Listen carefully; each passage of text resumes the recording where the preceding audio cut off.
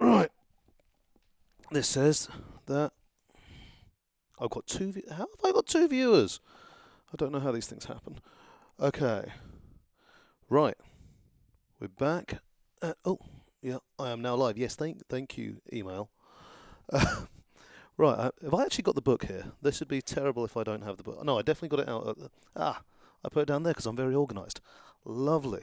Right, I am back. Hopefully, I'm in focus. Hopefully, people can hear me. And I have not muted myself. That's going to be really confusing and annoying. Hang on a second. Also, I've got a massive lag, although I did ask for that. So, right, mute. There we go. Hopefully, that's not muted me for everyone else, because that would be silly. Right, we're back. It's been a while, probably the better part of a month.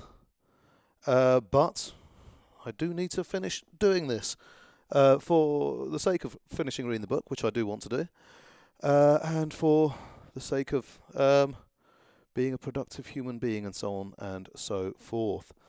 Now, the plan had been, the thing that was going to force me into doing this was that I had ordered myself a new Blackmagic ATEM mini switcher, and I was going to use this to test it all out and everything, but it didn't come with a USB-C cord, and the one I use, the only one I have, is for plugging my laptop in.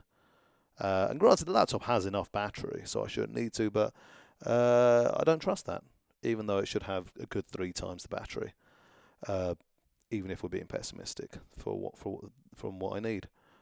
But yeah. Oh, also, like today, I got an email on for the sorry, not an email. I got an email from YouTube for my other channel, one of my other channels, People Worth Hearing, which has one video on it, which is me reading The Soul of Man Under Socialism, and that is like my attempt to make a proper audiobook. That is, it's not a video of me, it is just the text scrolling along as I read it. It's all edited, so, it doesn't have weird pauses and things like that. And, where I've done a weird read, I've gone back, I've done a good read and so on. And hopefully that's a solid read. And the comment was that this was an indispensable book that everybody needs to read. And I was amazed that it seemed as if somebody might have actually sat down and listened to it. And so I opened up that channel for the first time, possibly in a year. I think a little bit less than a year, but still, in many, many months. And it turns out that it's been getting regular views with actual watch time.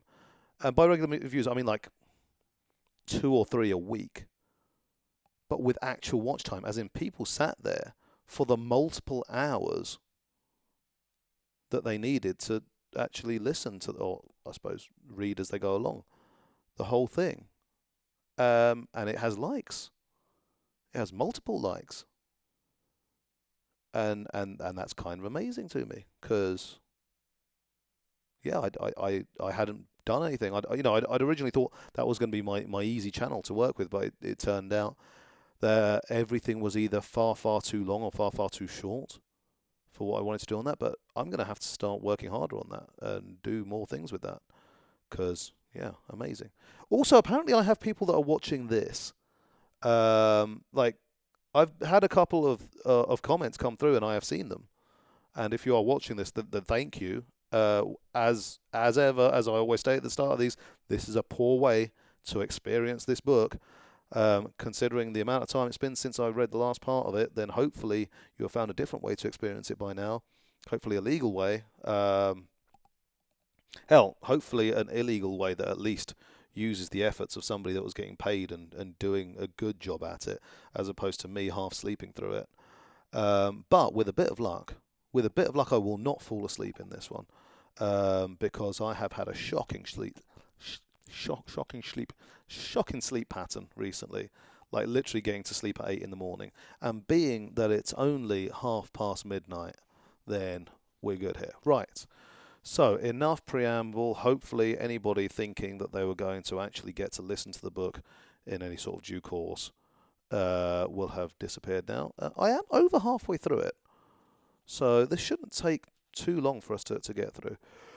But, okay, we are going to unmute this. And we're going to say, hey Siri, 1 hour timer. That's not done anything. Siri hates me lately. It's just really not putting the effort in. But there we go. Right. So I'm going to have to do it the old-fashioned way. You know, I need to find my timer. I need to switch to 1 hour. I need to turn off the 30 minutes. Click, click, click, click, click. And start.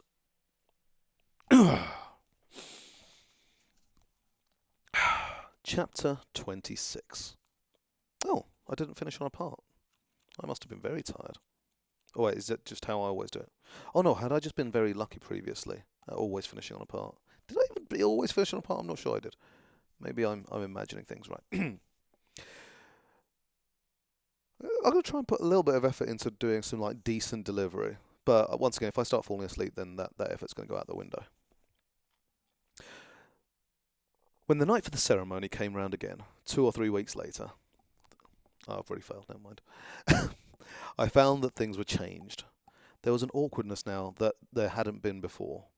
Before, I treated it as a job, an unpleasant job to be gone through as fast as possible so it could be over with. Steel yourself, my mother used to say, before examinations I didn't want to take or... Steel yourself, my mother used to say, before examinations I didn't want to take or swims in cold water. I never thought much at the time about what that phrase meant, but it had something to do with metal, with armour, and that's what I would do. I would steel myself. I would pretend not to be present, not in the flesh. This state of absence, of existing apart from the body, had been true of the commander too, I knew now. Probably he thought about other things the whole time he was with me. With us, for of course, Serena Joy was there on those evenings also. He might have been thinking about what he did during the day, or about playing golf, or about what he'd had for dinner. The sexual act, although he performed it in a perfunctory way, must have been largely unconscious for him, like scratching himself. But that night, the first since the beginning of whatever this new arrangement was between us, I had no name for it, I felt shy of him. I felt, for one thing, that he was actually looking at me, and I didn't like it. The lights were on, as usual, since Serena Joy always avoided anything that would have created an aura of romance or eroticism, however slight. Overhead lights, harsh despite the canopy. It was like being on an operating table, in the full glare, like being on stage. I was conscious that my legs were hairy, in the straggly way of legs that have once been shaved but have grown back. I was conscious of my armpits too, although of course we couldn't see them. I felt uncouth. This act of copulation, fertilization perhaps, which should have been no more to me than a bee is to a flower, had become for me indecorous, or indecorous, an embarrassing breach of propriety, which it hadn't been before. He was no longer a thing to me. That was the problem. I realised it that night, and the realisation has stayed with me. It complicates. Serena Joy had changed for me too. Once I'd merely hated her, for her part in what was being done to me, and because she hated me too and resented my presence, and because she would be the one to raise my child, should I be able to have one after all. But now, although I still hated her, no more so than when she was gripping my hand so hard that her rings bit my flesh, pulling my hands back as well, which she must have done on purpose to make me as uncomfortable as she could. The hatred was no longer pure and simple. Partly, I was jealous of her, but how could I be jealous of a woman so obviously dried up and unhappy? You can only be jealous of someone who has something you think you ought to have yourself. Nevertheless, I was jealous. But I also felt guilty about her. I felt I was an intruder in a territory that ought to have been hers. Now that I was seeing the commander on the sly, if only to play his games and listen to him talk, our functions were no longer as separate as they should have been in theory. I was taking something away from her, although she didn't know it. I was filching. Never mind that it was something she apparently didn't want or had no use for, had rejected even. Still, it was hers. And if I took it away, the mysterious it I couldn't quite define, for the commander wasn't in love with me. I refused to believe he felt anything for me as extreme as that. What would be left for her? Why should I care? I told myself. She's nothing to me. She dislikes me. She'd have me out of the house in a minute or worse if she could think up any excuse at all. If she were to find out, for instance. He wouldn't be able to intervene to save me. The transgressions of women in the household, whether Martha or handmaid, are supposed to be under the jurisdiction of the wives alone. She was a malicious and vengeful woman. I knew that. Nevertheless, I couldn't shake it, that small compunction towards her.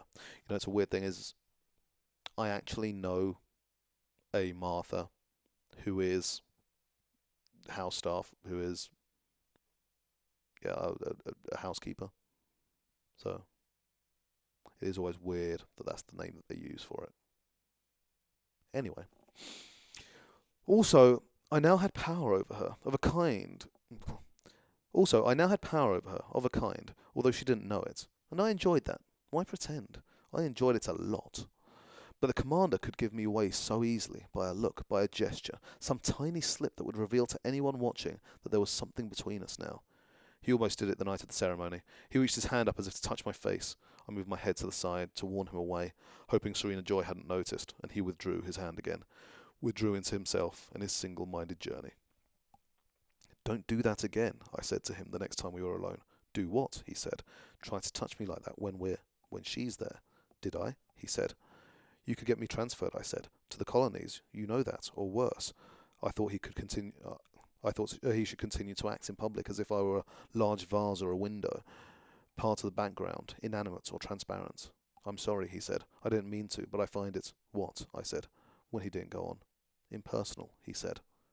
How long did it take you to find that out? I said. You can see from the way I was speaking to him that we were already on different terms. Yeah, I still have no idea how I'm supposed to do that read of the speech without speech marks. It's weird. For the generations that come after, Aunt Lydia said, it will be so much better. The women will live in harmony together, all in one family. You'll be like daughters to them, and when the population level is up to scratch, again, we'll no longer have to transfer you from one house to another, because there will be enough to go around. There can be bonds of real affection, she said, blinking at us ingratiatingly. Under such conditions.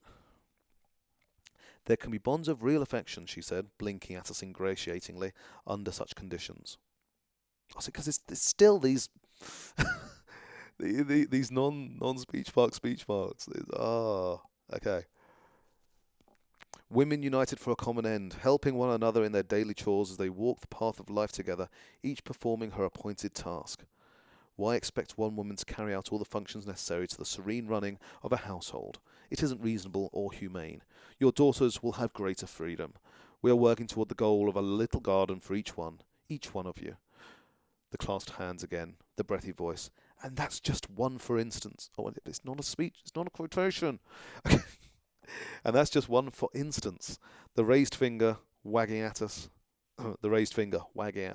But we can't be greedy pigs and demand too much before it's ready, now can we?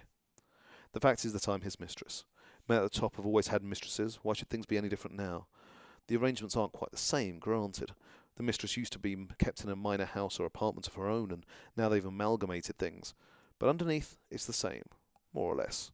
Outside woman, they used to be called in some countries. I am the outside woman. It's my job to provide what is otherwise lacking, even the Scrabble. It's an absurd as well as an ignominious position. One day I'm going to learn how to pronounce ignominious, like first time, but ignominious. I always think it's like ignominious. Yeah, it's one of these words I always have to look up when I try and write it down, because like I know I should be using it, but then I never trust myself to actually write it. Sometimes I think she knows. Sometimes I think they're in collusion. Sometimes I think she put him up to it and is laughing at me, as I laugh from time to time and with irony at myself. Let her take the weight, she can say to herself. Let her take the weight, she can say to herself. Maybe she's withdrawn from him, almost completely. Maybe that's her version of freedom. But even so, and stupidly enough, I'm happier than I was before. It's something to do, for one thing. Something to fill the time at night, instead of sitting alone in my room. It's something else to think about. I don't love the commander or anything like it, but he's of interest to me. He occupies space. He is more than a shadow. And I for him. To him I'm no longer merely a usable body. To him I'm not just a boat with no cargo, a chalice with no wine in it, an oven, to be crude, minus the bun. To him I am not merely empty.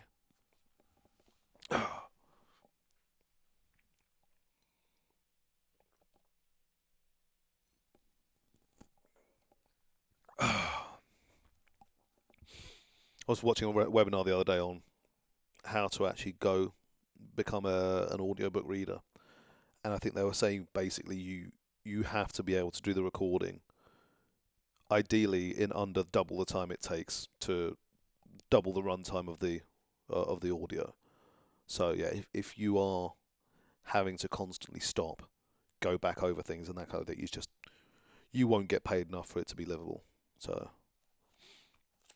that, or get famous and get them to pay you loads for it. We'll see how that goes. Chapter 27. I walk with Glen along the summer street. It's warm, humid. This would have been sundress and sandals weather once. In each of our baskets are strawberries. The strawberries are in season now, so we'll eat them and eat them until we're sick of them. And some wrapped fish. We got the fish at Loaves and Fishes with its wooden sign. A fish with a smile and eyelashes. It doesn't sell loaves, though. Most households bake their own, though you can get dried up rolls and wizened donuts at Daily Bread if you run short. Loaves and Fish is hardly ever open. Why bother opening when there's nothing to sell? The sea fisheries were defunct several years ago. The few fish they have now are from fish farms and tasted muddy. The news says the coastal area is being rested. Sole, I remember, and haddock, swordfish, scallops, tuna. Lobsters, stuffed and baked, salmon, pink and fat, grilled in steaks. Could they all be extinct, like the whales? I've heard that rumour, passed on to me in soundless words, the lips hardly moving, as we stood in line outside, waiting for the store to open, lured by the picture of succulent white fillets in the window. They put this picture in the window when they have something, take it away when they don't. Sign language. Glen and I walk slowly today. We are hot in our long dresses, wet under the arms, tired. At least in this heat we don't wear gloves. There used to be an ice cream store somewhere in this block. I can't remember the name. Things can change so quickly. Buildings can be torn down or turned into something else. It's hard to keep them straight in your mind the way they used to be. You could get double scoops, and if you wanted, they could put chocolate sprinkles on the top. These had the name of a man. Johnny's? Jackie's? I can't remember.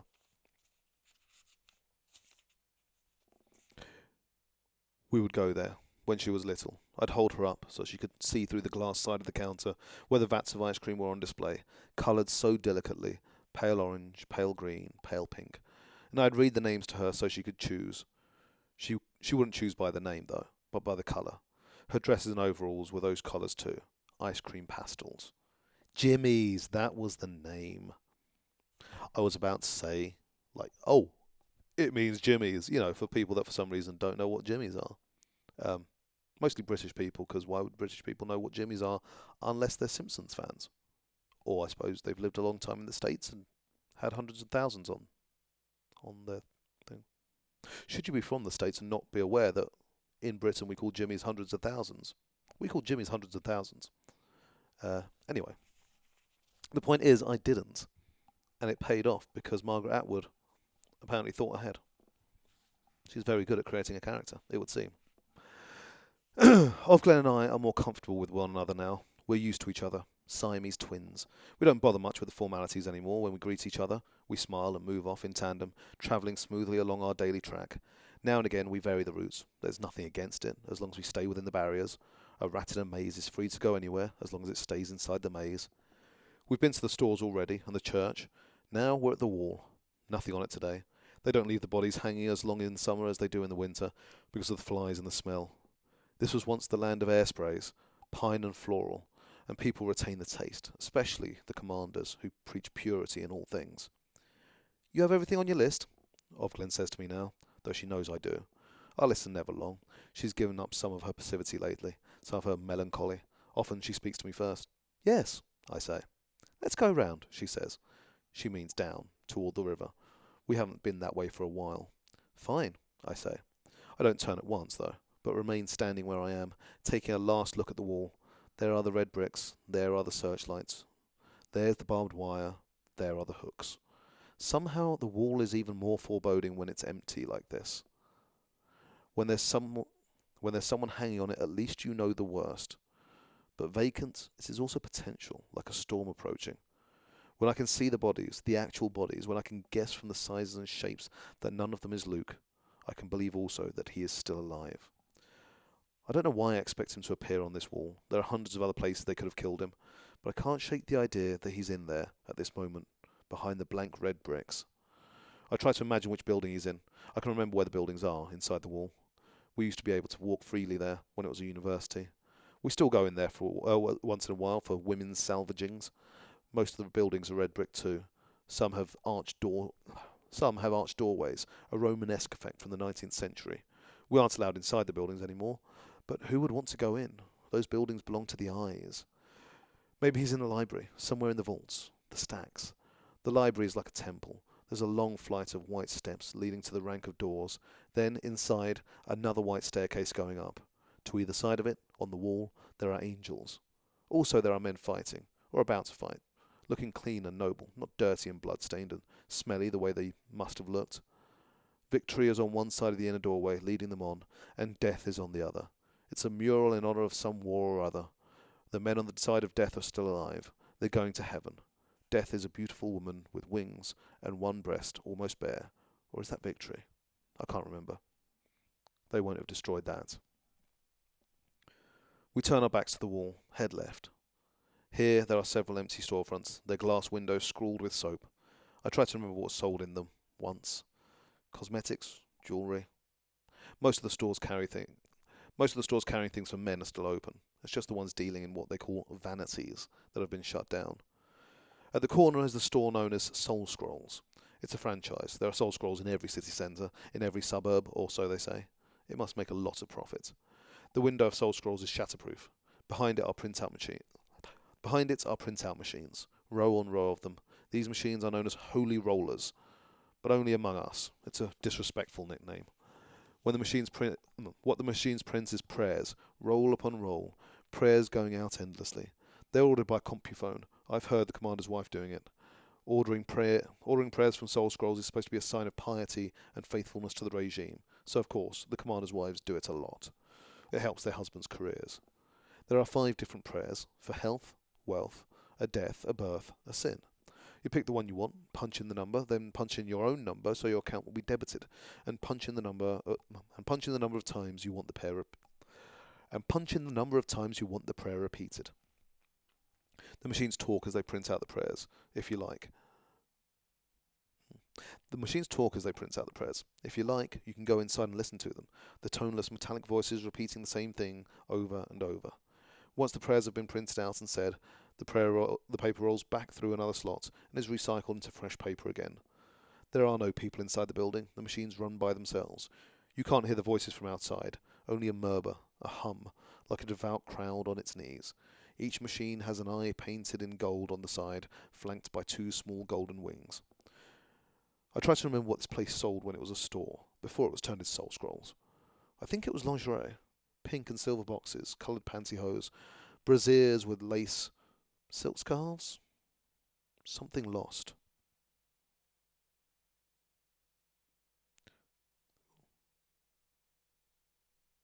Yeah, I don't know how you do a list that is a question. Coloured pantyhose, brassieres with those. Okay, maybe just do it that way.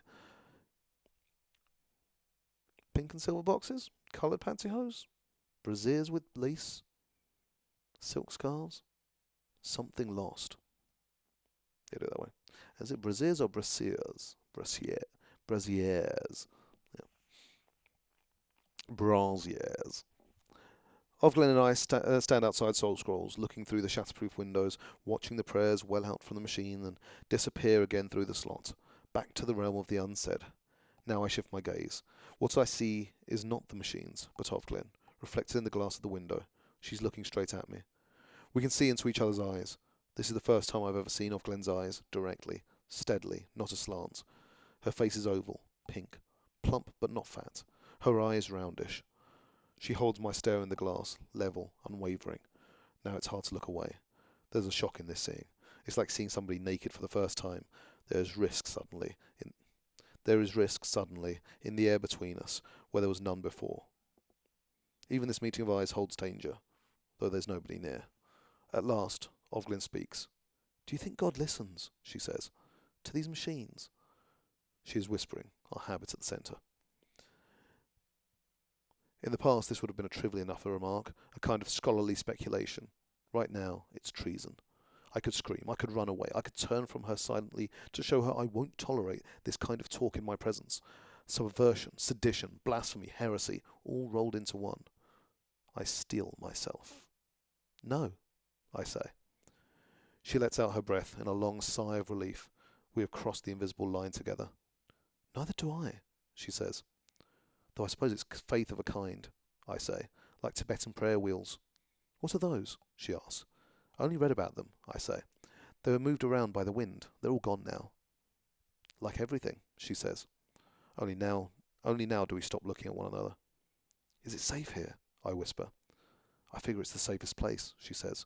We look like we're praying is all. What about them? Them? She says, still whispering.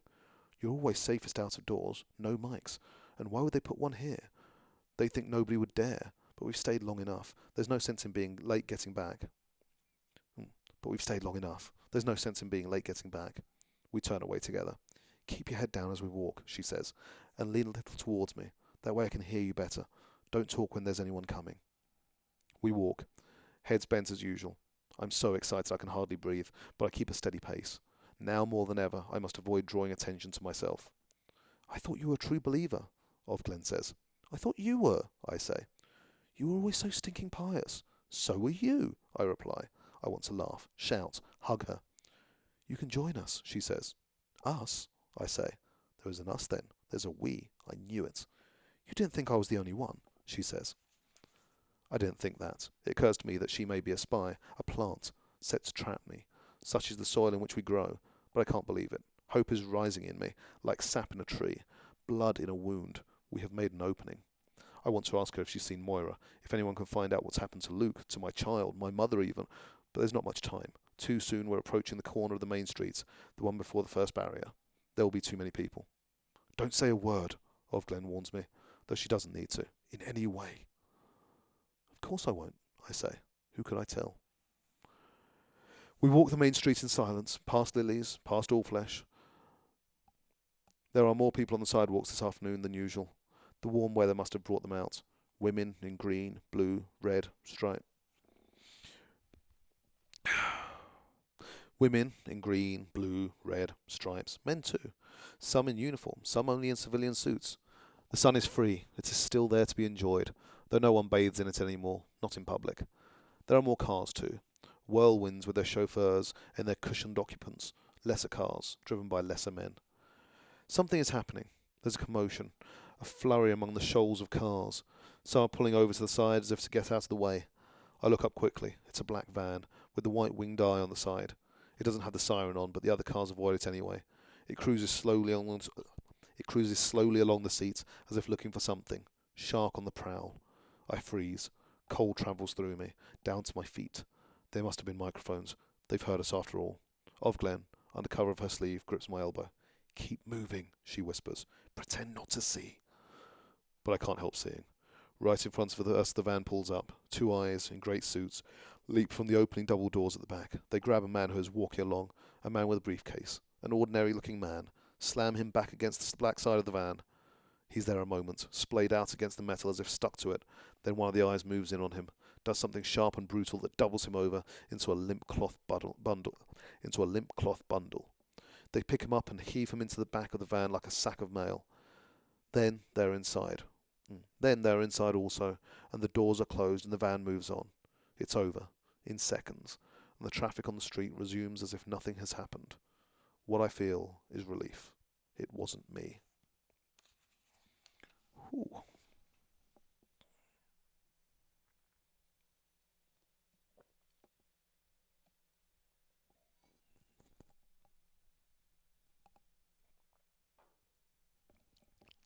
As ever, hydration is key. Oh! Chapter 28. I don't feel like a nap this afternoon. There's still too much adrenaline. I sit on the window seat looking out through the semi-sheer of the curtains. White nightgown. The window is as open as it goes. There's a breeze, hot in the sunlight, and the white cloth blows across my face. From the outside, I must look like a cocoon, a spook, face enshrouded like this, only the outlines visible, of nose, bandaged mouth, blind eyes. But I like the sensation, the soft cloth brushing my skin.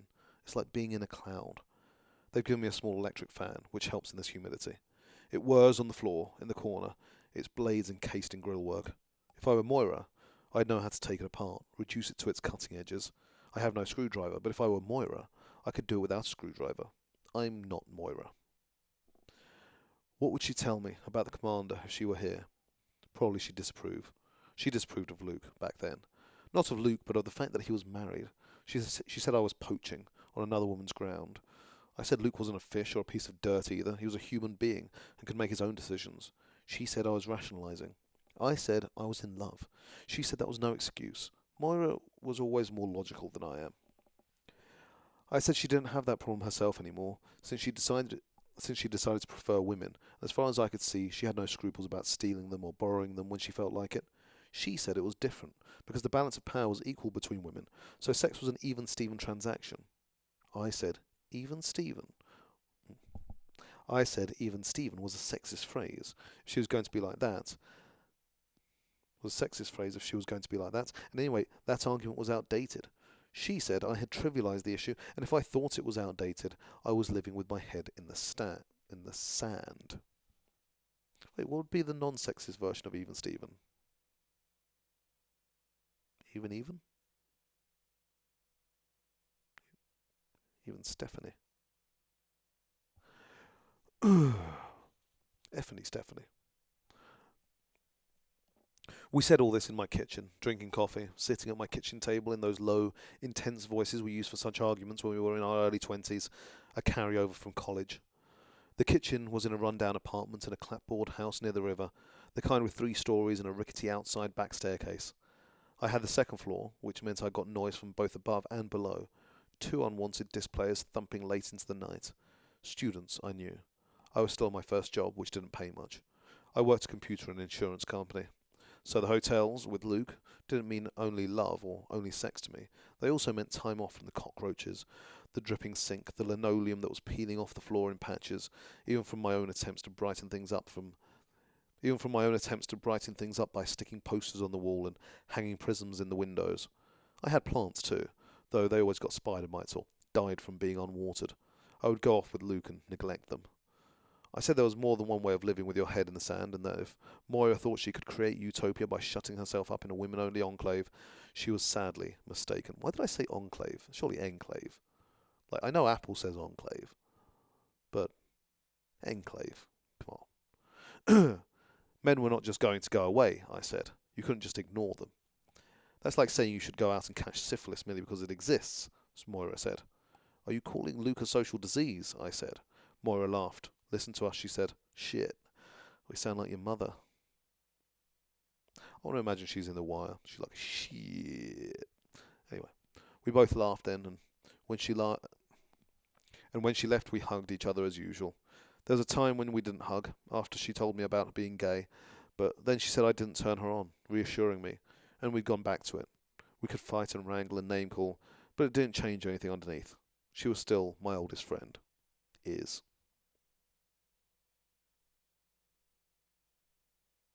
We're learning a lot about Alfred.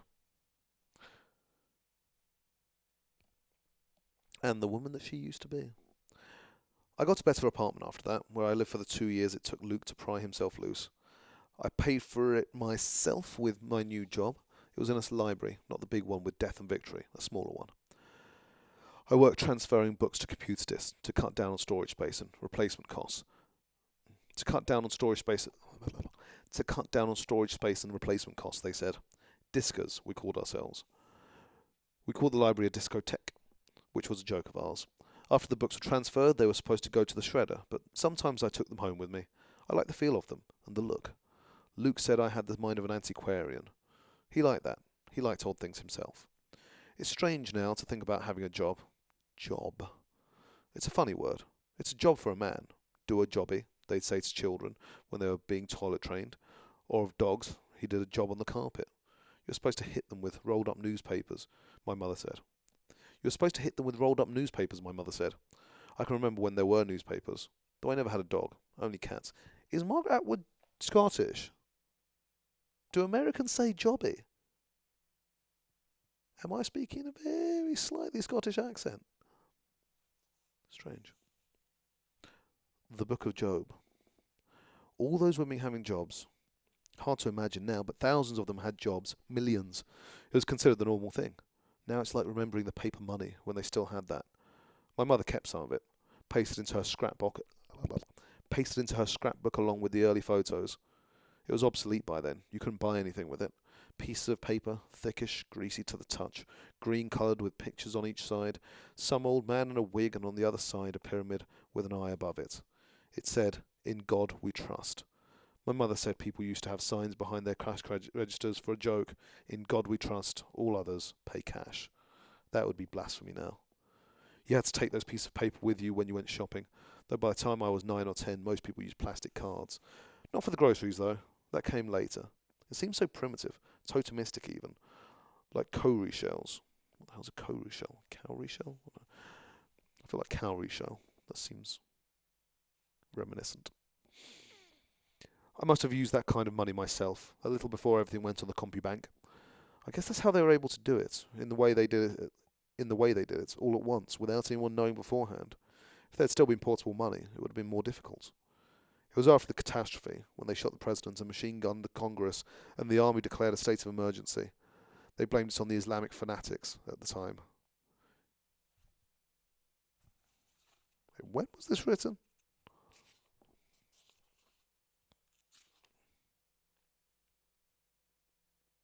1985. And they blamed it on the Islamic fanatics. Ooh. "Keep calm," they said on television. "Everything is under control." I was stunned. Everyone was. I know that. It was hard to believe. The entire government, gone like that. How did they get in? How did it happen? That was when they suspended the Constitution. They said it would be temporary. There wasn't any rioting in the streets. People stayed home at night, watching television, looking for some direction. There wasn't even an enemy you could put your finger on. "Look out," said Moira to me over the phone. "Here it comes." "Here what comes?" I said. "You wait," she said. "They've been building up to this. It's you and me up against the wall, baby." She was quoting an expression of my mother's, but she wasn't intending to be funny. Things continued in the state of suspended animation for weeks, although some things did happen. Newspapers were censored and some were closed down for security reasons, they said. The roadblocks began to appear, and identipasses. Everyone approved of that, since it was obvious you couldn't be too careful. They said the new elections would be held, but that it would take some time to prepare for them. The thing to do, they said, was to continue on as usual. The porno marts were shut, though, and there were no longer any Fields on Wheels vans and bundle buggies, circling the square. But I wasn't sad to see them go. We all knew what a nuisance they'd been. "It's high time somebody did something," said the woman behind the counter at the store where I usually bought my cigarettes. It was on the corner, a newsstand chain. Papers, candy, cigarettes. The woman was older, with grey hair, my mother's generation. "Did they just close them or what?" I asked. She shrugged. "Who knows? Who cares?" she said. "Maybe they just moved them off somewhere else. Trying to get rid of it altogether is like trying to stamp out mice, you know?" She punched my compu number into the till, barely looking at it. I was a regular by then. People were complaining, she said. The next morning, on my way to the library for the day, I stopped by the same store for another pack, because I'd run out. I was smoking more these days. It was the tension. You could feel it, like a subterranean hum, although things seemed so quiet. I was drinking more coffee too, and having trouble sleeping. Everyone was a little jumpy. There was a lot more music on the radio than usual, and fewer words. It was after we'd been married for years, it seemed. She was 3 or 4, in daycare.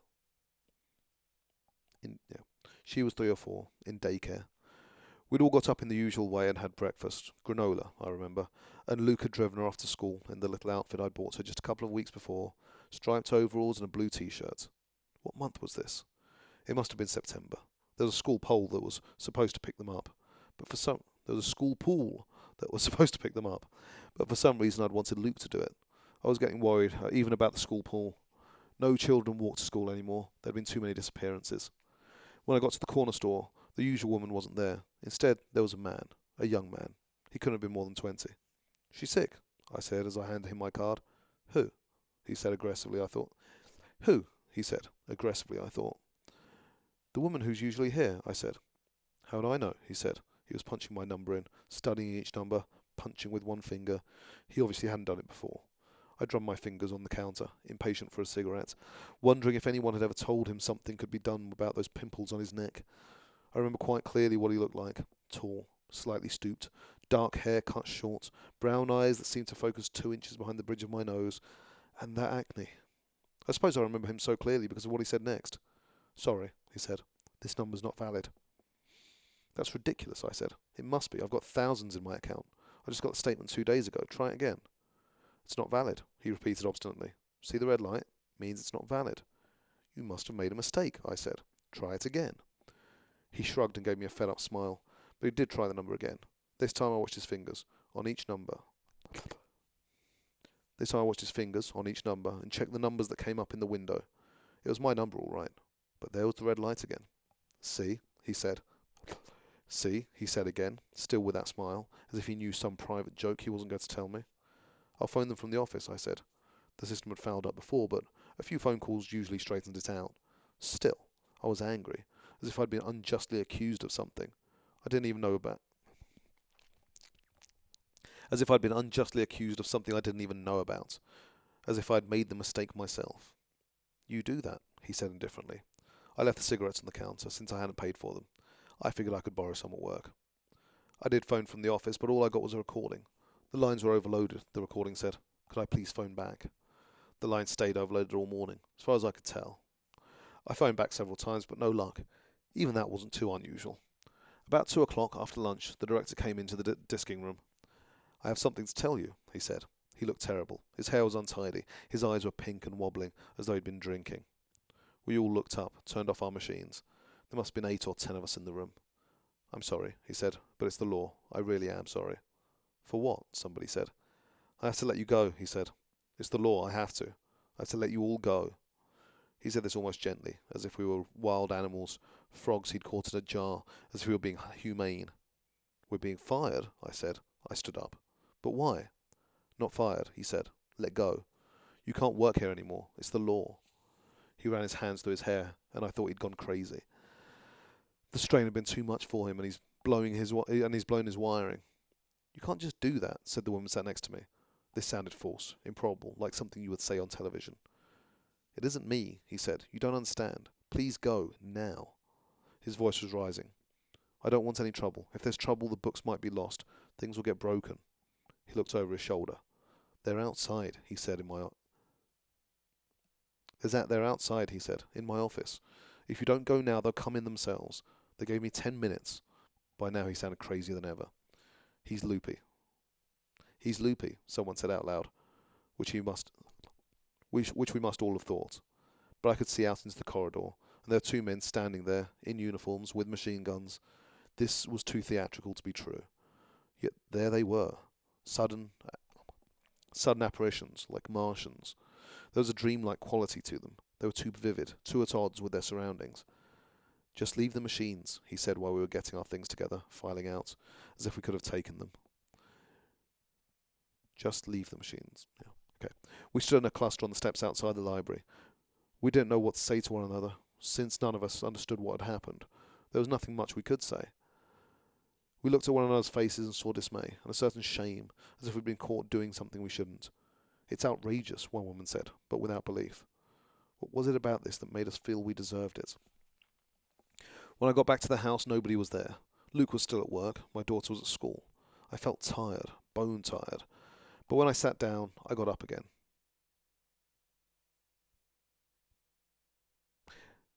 I couldn't seem to sit still. I wandered through the house, from room to room. I remember touching things, not even that consciously, just placing my fingers on them. Things like the toaster, the sugar bowl, the ashtray in the living room.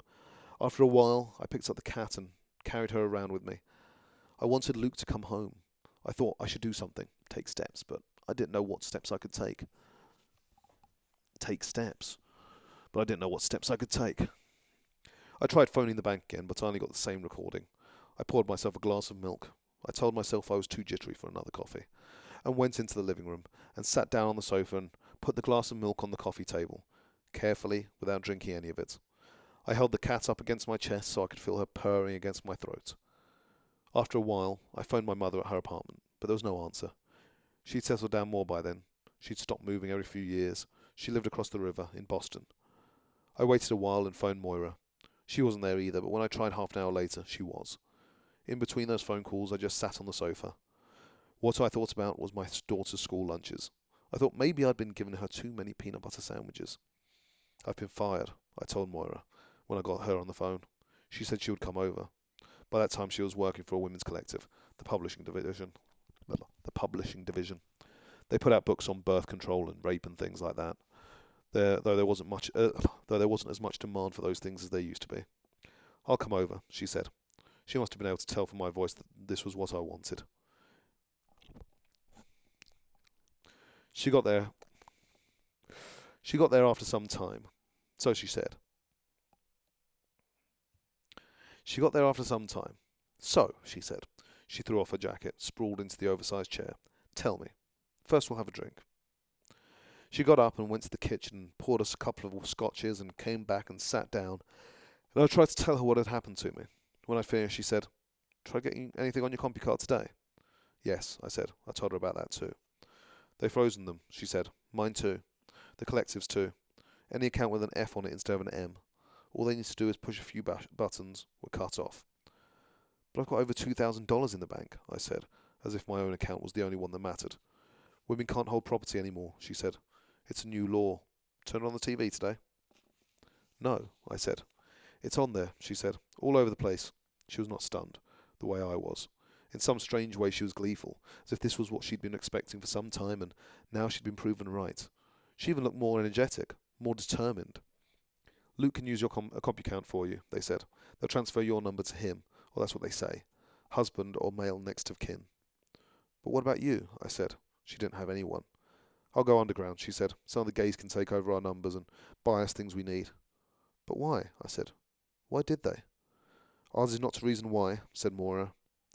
"They had to do it that way, the CompuCounts and the jobs both at once. Can you picture the airports otherwise?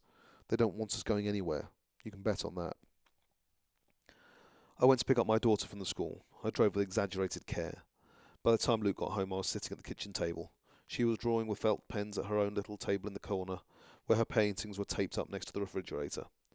Luke knelt beside me and put his arms around me. "I heard," he said, "on the car radio, driving home. Don't worry, I'm sure it's temporary." "They say why?" I said. He didn't answer that. "We'll get through it," he said, hugging me.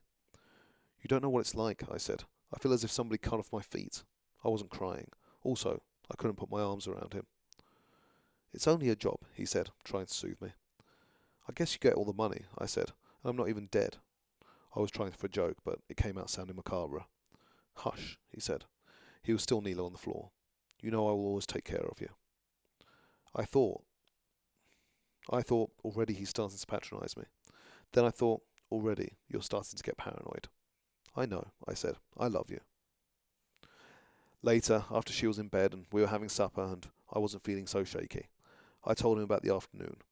I described the director coming in, blurting out his announcement. "It would have been funny if it wasn't so awful," I said. I thought he was drunk. Maybe he was. The army was there and everything. Then I remembered something I'd seen and hadn't noticed at the time. It wasn't the army. It was some other army. There were marches, of course, a lot of women and some men, but they were smaller than you might have thought. I guess people were scared, and when it was known that the police or the army or whoever they were would open fire almost as soon as any of the marches even started, the marches stopped. A few things were blown up, post offices, subway stations, but you couldn't even be sure who was doing it. It could have been the army, to justify the computer searches, and the other ones, the doors to doors. I didn't go on any of the marches. Luke said it would be futile, and I had to think about them. I had to think about them, my family, him and her. I did think about my family. I started doing more housework, more baking. I tried not to cry at mealtimes. By this time I'd started to cry without warning, and to sit beside the bedroom window, staring out. I didn't know many of the neighbours. When we met, outside on the street, we were careful to exchange nothing more than the ordinary greetings. Nobody wanted us to be reported for disloyalty. Remembering this, I remember also my mother, years before.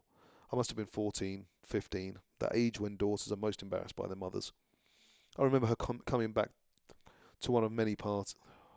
I remember her coming back to one of our many parties with a group of other women, part of her ever-changing circle of friends. They'd been on march that day. It was during the time of the porn riots, or was it the abortion riots? They were close together. There were lots of bombings then, clinics, video stories. It was hard to keep track. My mother had a bruise on her face and a little blood. You can't stick your hand through a glass window without getting cut, is what she said about it. Fucking pigs. Fucking bleeders, one of her friends said. They called the other side bleeders, after the signs they carried. Let them bleed. So it must have been the abortion riots. I went into the bedroom to be out of the way. They were talking too much and too loudly. They ignored me, and I resented them. My mother and her rowdy friends. They ignored me, and I resented them. My mother and her rowdy friends. I didn't see why she had to dress that way in overalls as if she was young or to swear to so much. You're such a prude, she would say to me, in a tone of voice that was on the whole pleased. She liked being more outrageous than I am, more rebellious. Adolescents are always such prudes. Part of my disapproval was that, I'm sure,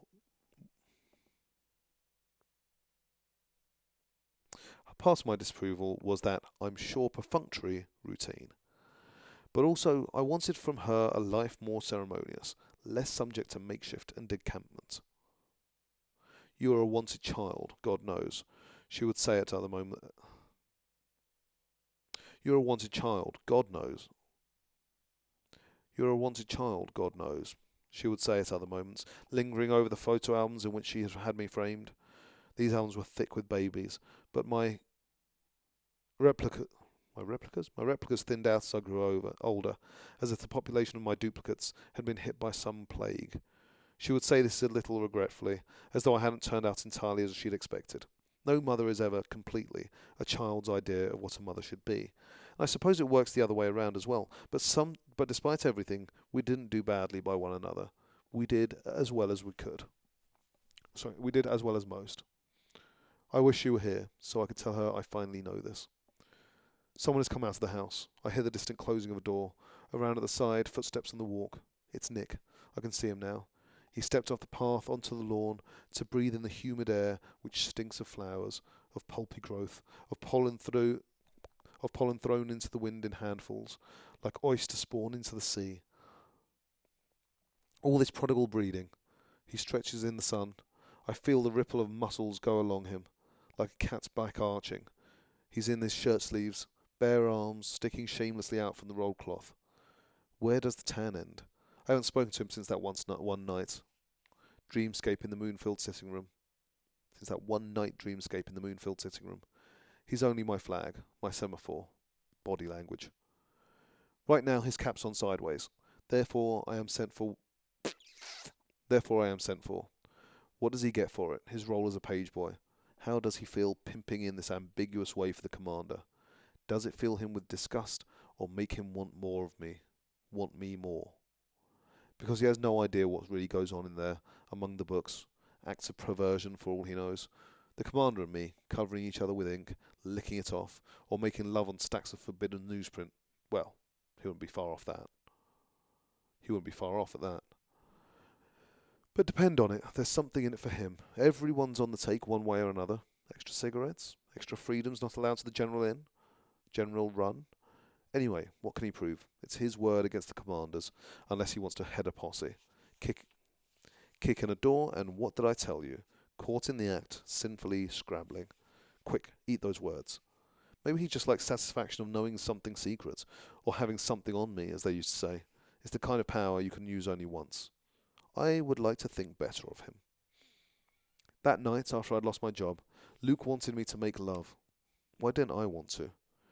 Desperation alone should have driven me, but I felt numbered. I could hardly even feel his hands on me. What's the matter? He said. I don't know, I said. We still have, he said. But he didn't go on to say what we still had. It occurred to me that he shouldn't be saying we, since nothing that I knew of had been taken away from him.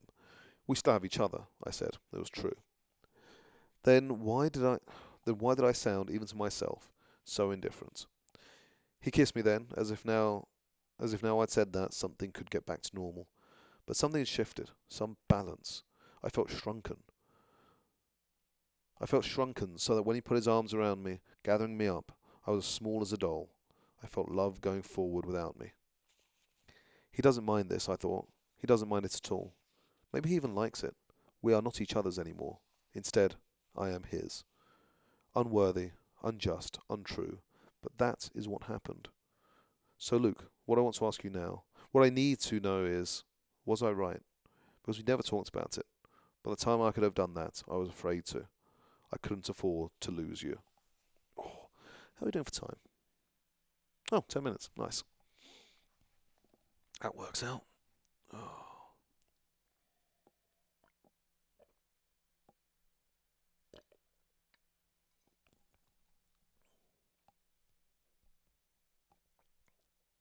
Why is my webcam on?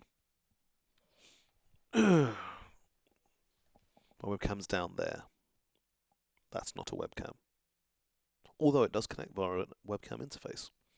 I use a Camlink HD at the moment. An Elgato Camlink HD.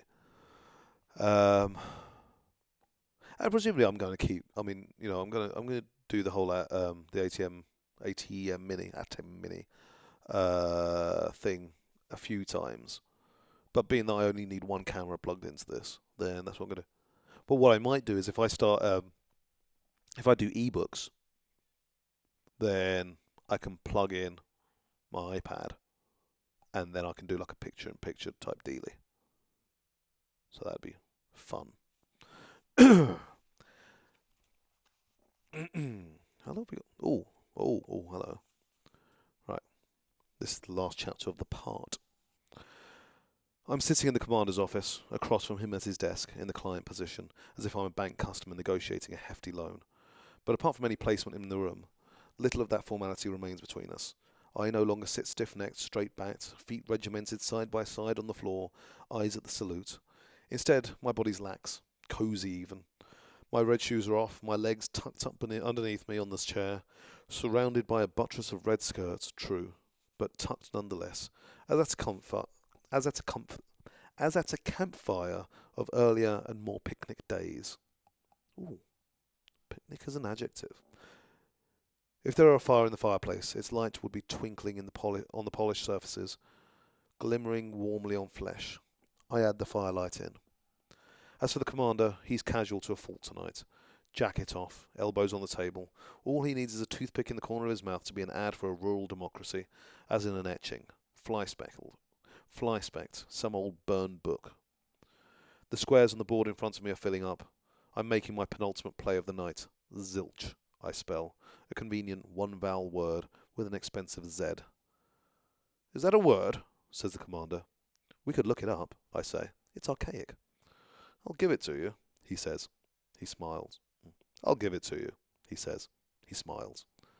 The commander likes it when I distinguish myself, show precocity, like an attentive pet, prick-eared and eager to perform.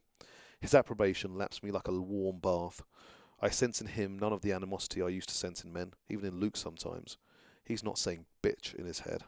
In fact, he's positively daddy-ish. He likes to think I'm being entertained, and I am. I'd like to point out for those at home that at the time, daddy did not have the connotations it now has when talking of a relationship between two adults. Deftly, he adds up our final scores in his pocket computer. You ran away with it, he says. I suspect him of cheating, to flatter me, to put me in a good mood. But why? It remains a question. What does he have to gain from this sort of pampering? There must be something. He leans back, fingertips together, a gesture familiar to me now. We have built up a repertoire of such gestures, such familiarities between us. He's looking at me, not unbenevolently, but with curiosity, as if I am a puzzle to be solved. What would you like to read tonight? He says. This too has become routine. So far I've been through a Mademoiselle magazine, an old Esquire from the 80s, a Muzz, a magazine I can remember vaguely as having been around my mother's various apartments while I was growing up, and a Reader's Digest. He even has novels. I've read a Raymond Chandler, and right now I'm halfway through Hard Times by Charles Dickens. On these occasions I read quickly, voraciously, almost skimming, trying to get as much into my head as possible before the next long starvation. If it were eating, it would be the gluttony of the famished. If it were sex, it would be a swift, furtive stand-up in an alley somewhere. While I read, the commander sits and watches me doing it, without speaking, but also without taking his eyes off me. This watching is a curiously sexual act, and I feel undressed while he does it. I wish he would turn his back, stroll around the room, read something himself. Then perhaps I could relax more, take my time. As it is, this illicit reading of mine seems a kind performance. I think I'd rather just talk, I say. I'm surprised to hear myself say it. He smiles again. He doesn't appear surprised. Possibly he's been expecting this, or something like it. Oh, he says. What would you like to talk about? I falter. Anything, I guess. Well, you, for instance. Me? He continues to smile. Oh, there's not much to say about me. I'm just an ordinary kind of guy. The falsity of this, and even the falsity of the diction, guy, pulls me up short. Ordinary guys do not become commanders. You must be good at something, I said. I know I'm prompting him, playing up to him, drawing him out, and I dislike myself for it. It's nauseating, in fact, but we are fencing. Either he talks or I will. I know it. I can feel speech backing up inside me. It's so long since I've really talked with anyone. The terse whispered exchange with Ofglen on our walk today hardly counts. But it was a tease, a preliminary. Having felt the relief of even that much speaking, I want more. And if I talk to him, I'll say something wrong, give something away. I can feel it coming, a betrayal of myself. I don't want him to know too much. Oh, I was in market research to begin with, he says diffidently. After that, I sort of branched out. It strikes me that, although I know he's a commander, I don't know what he's a commander of. What does he control? What is his field, as they used to say? They don't have specific titles. Oh, I say, trying to sound as if I understand. You might say I'm sort of a scientist, he says. Within limits, of course. After that, he doesn't say anything for a while, and neither do I. We are outwaiting each other. I'm the one to break first. Well, maybe you could tell me something I've been wondering about. He shows interest. What might that be? I'm heading into danger, but I can't stop myself. It's a phrase I remember from somewhere. Best not to say where. I think it's in Latin, and I thought maybe... I know he has a Latin dictionary. He has dictionaries of several kinds, on the top shelf, to the left of the fireplace. Tell me, he says, distanced but more alert. Or am I imagining it? Nolite te bastardes carborundorum, I say. What? He says. I haven't pronounced it properly. I don't know how. I could spell it, I say. Write it down? He hesitates at this novel idea. Possibly he doesn't remember I can. I've never held a pen or a pencil in this room, not even to add up the scores. Women can't add, he said once jokingly. When I asked him what he meant, he said, for them, 1 and 1 and 1 and 1 don't make 4. What do they make? I said, expecting 5 or 3. Just 1 and 1 and 1 and 1, he said. But now he says, all right, and thrusts his roller-tip pen across the desk at me almost defiantly, as if taking a dare. I look around for something to write on, and he hands me the score pad, a desktop notepad with a little smile button face printed at the top of the page. They still make those things.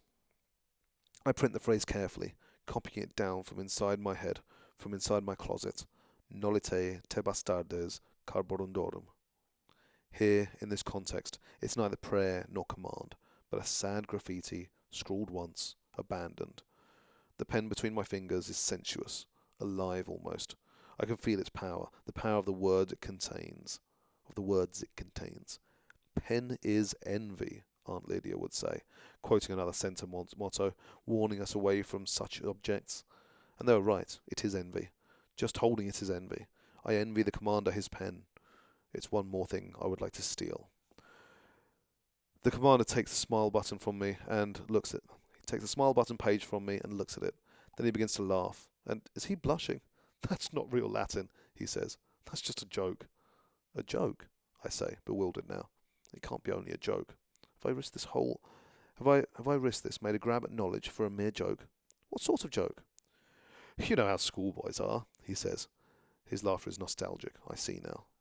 The laughter of indulgence towards his former self.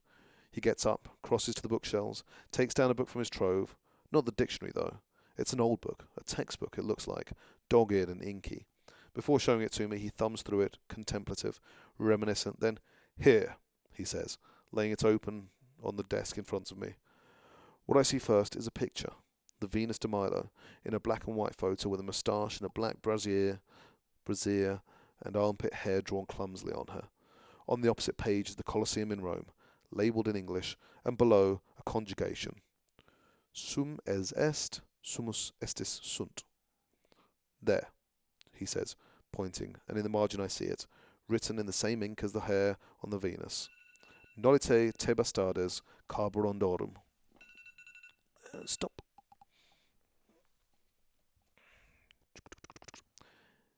It's sort of hard to explain why it's funny unless you know Latin, he says. We used to write all kinds of things like that. I don't know where we got them from. Older boys, perhaps. I don't know where we got them. From older boys, perhaps. Forgetful of me and of himself, he's turning the pages. Look at this, he says. The picture is called The Sabine Women, and in the margin is scrawled Pim Pis Pit, Pimus Pistis Pants. There was another one, he says. Kim Kiss Kit. Kim Kiss Kit. He stops, returning to the present, embarrassed. Again he smiles. This time you could call it a grin. I imagine freckles on him, a cowlick. Right now, I almost like him. See, it's good because, I remember enough Latin to know what that joke would have ended up being. So, hilarity. But also, we've been given enough conjugation. Declension, I believe, is what this actually is, rather than conjugation.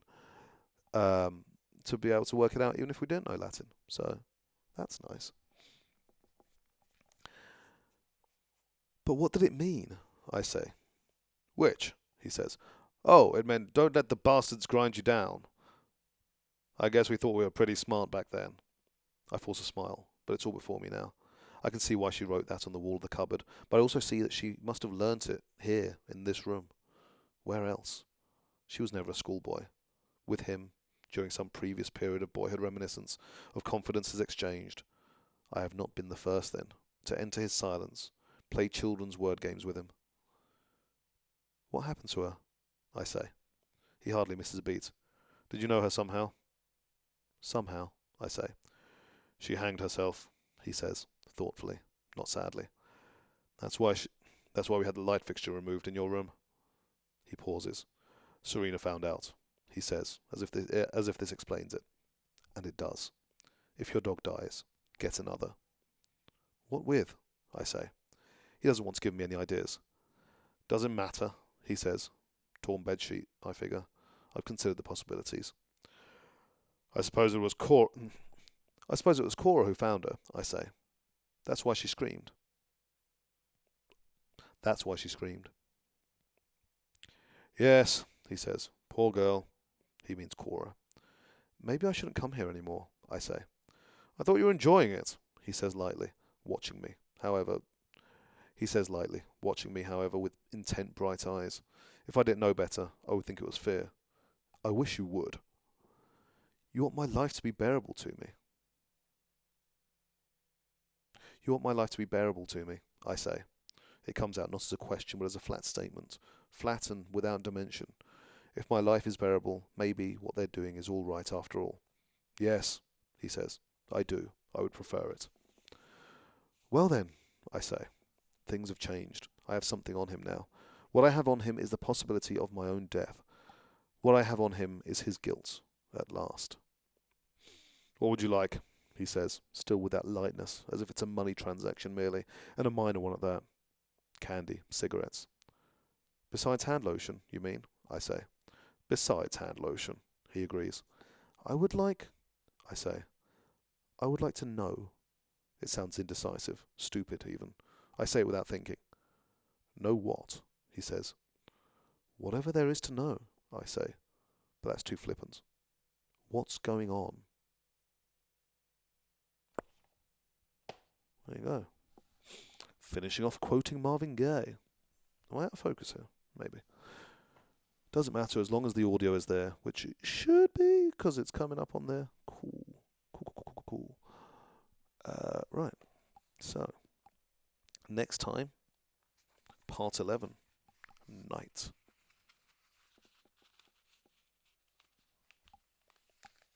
Yoink. Right, there we go. Ooh, and a Facebook notification. Okay, I do know him. Oh.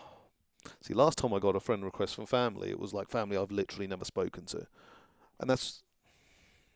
Oh, but I have been adding family I've literally never spoken to from the other side because it seemed weird not to. So, oh. But in fairness, that side of the family, I've never really gotten to speak to them anyway, like in real life. So it seemed wrong not to add them. But anyway, it's now very late, and I've been complaining about having a bad sleep pattern, and now I'm going to be getting home at like 2:30. I'm going to be getting home at dentist time, morning dentist time. But there we go. Thank you for watching and or listening. Once again, I disagree with your decision to do that, but thank you nonetheless. Yeah, hopefully at some point soon I'll be able to do another proper book. We'll see how that goes. Actually, I've been thinking my next one may well be Little Women, because I watched the Greta Gerwig film and I thought, oh, this looks good. Although I'm also aware that apparently she plays with the timeline in such a way that potentially it's a lot more interesting. I'm also aware that obviously going from The Handmaid's Tale into Little Women does start making it seem as if there's a theme to these books, which wasn't meant to be as such. That's what the People Worth Hearing channel is for. If I want to make political statements, this channel is for reading novels and or stories of sorts. But there we go. Right, so we'll leave it at that, and I will see you next time, which might be tomorrow. You never know.